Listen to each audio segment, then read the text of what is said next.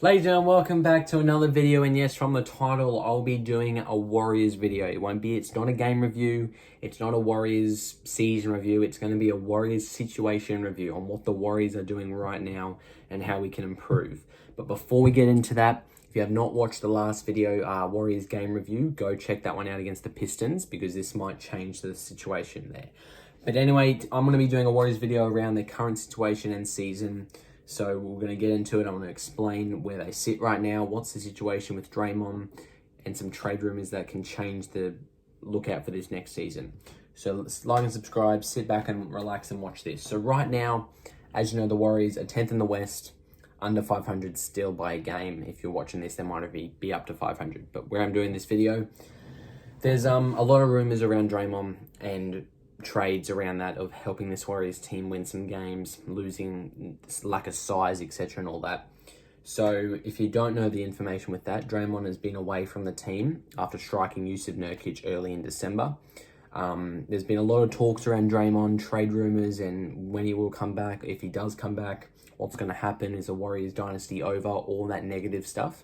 I don't agree with that. The Warriors are fine. It's just we can't win games because of lack of size and because of Draymond's out and we're not healthy. So I think the Warriors need some changes looking at their season right now. They brought in Chris Paul. They've made some changes. They brought in Chris Paul, brought in Dario Saric, which is great. They're amazing guys. I love Saric, how the way he's playing. But the size is still negative. They have a stretch five in Saric, but their tallest player is Kevon Looney, who's like very short for the center position when you have Jokic up there, Davis, Giannis, and Embiid, all those monster centers there. So looking back at the Warriors-Nuggets game where they lost, Nikola Jokic lost by 3. Nikola Jokic was absolutely dominant in that game, shooting from everywhere, inside the paint, bodying everyone. So that only meant Saric was guarding him. So it looks like one of the big things the Warriors have to do at this trade deadline is get 1 or 2 role players that has some size, because we can't win a championship. I think we can. We did it in 2020 and 2022, but still that wasn't that strong back then in the West and in the East. So if we can just get a side, we can still make it, but it's going to be tough. Going to have to win games, limit our turnovers. So I think there's a lot of rumors about trades coming for the Warriors. I think I got 2 trades up here to show you that I think the Warriors can do. So I think the Warriors are fine where they are, but if they want to improve and get better quickly, at the trade deadline, they can get these guys. So I got a trade here that's come in. I think a lot of reporters have leaked this out, but I think that one of the trades that could work for the Warriors is that the Warriors get Jared Allen and the Cavs get Draymond Green, Moses Mooney, a 2026 first-round pick, lottery protected. The reason is Jared Allen discussed with his awkward fit with Evan Mobley. They both don't shoot. Evan Mobley will be the center of the future, and Allen is really good, like a recent All-Star good, and he could be redundant. Having Draymond Green will mean less bodies in the paint if he's on Cavs, someone to defend the perimeter. So the Cavs might be desperate in doing this to keep Donovan Mitchell, because if they don't, he'll leave. So Cavs getting Draymond help the defense more, but then you get rid of 2 centers in Evan Mobley and Jared Allen. We get Jared Allen because we need size. He's a defender. Then we can shift Looney back to the bench, Dario Saric to the bench. So having 2 bigs now off the bench, add Trace Jackson Davis in. If we can get Jared Allen, he's probably in the starting line, might even come off the bench for some minutes. So if we can get him or some size, try and find a trade if the Warriors can get that.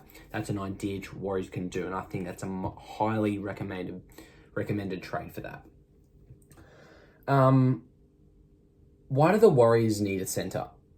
They can get bigger without getting a bigger center, because what they really need is a skilled big who can help Steph on offense, because as you know, Steph is really the leader on offense with Clay, add there with Chris Paul as well.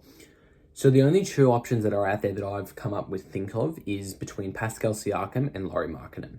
Those 2 guys, neither are perfect on offense or defense. They turn over the ball a little bit, but they're really the only 2 players that can give Golden State or the Warriors size and skill.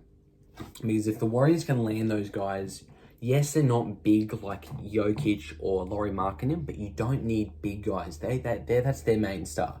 Curry's our main star here. So if we can just get a role player to fit between Lauri, Pascal, For me, I would choose Siakam. He is at least a plus on defense. If you want to see what the trade's going to be, we're going to lose some guys here. But the trade is what I reckon will be most obvious. Will be Warriors get Pascal. The Raptors get Jonathan Kuminga, Moses Mooney, Chris Paul, and a 2026 first-round pick lottery protected. So yes, we're losing our youth in Kuminga. Really, he's been an outbreak player. He's been amazing for the Warriors so far. Lose Moses Mooney, who's been getting limited minutes so far, and lose Chris Paul.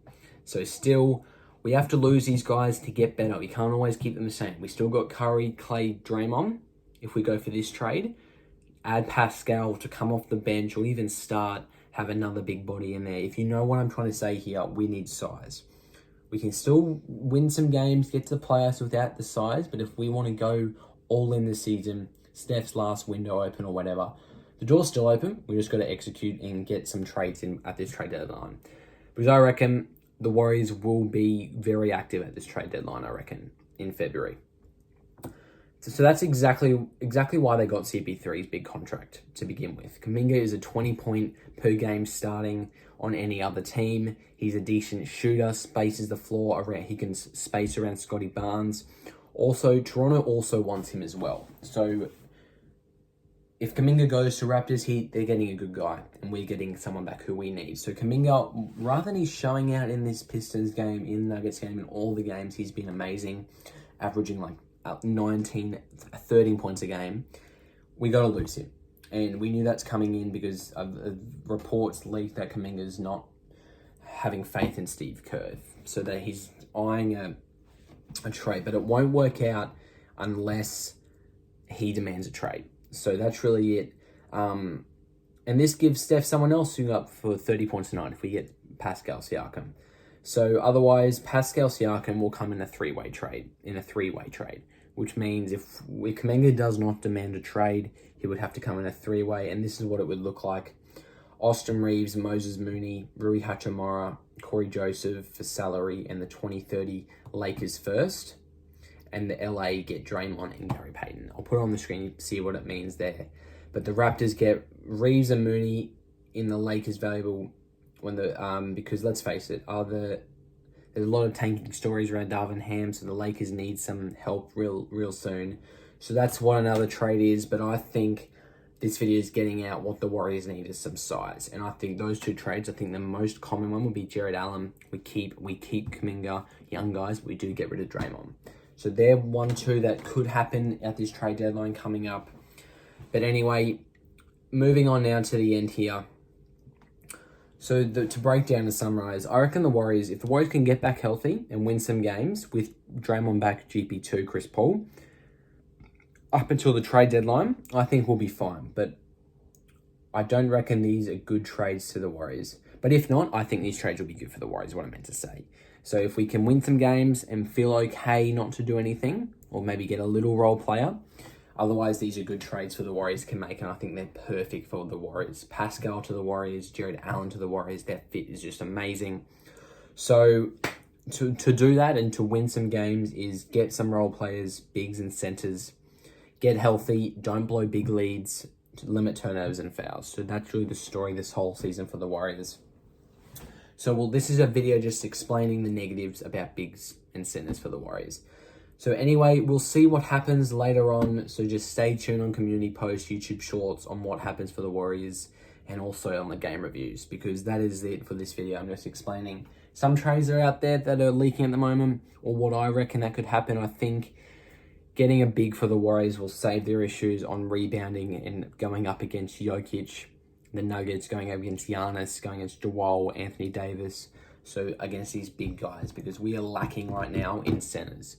We're still winning games, but we're winning them we're in most clutch games under 5 minutes in the league.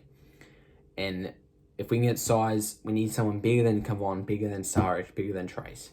So we can do that, win some games, and hopefully we get up there, up in the standings, and win some games, and hopefully make the playoffs. So that's a long way to go, but see what happens if this even goes ahead or if it doesn't. That is it. So stay tuned. If you haven't, go back and look at the trades again, but if not, I'll see you guys in the next video. Thanks for watching. Till next time, enjoy life, have fun, peace.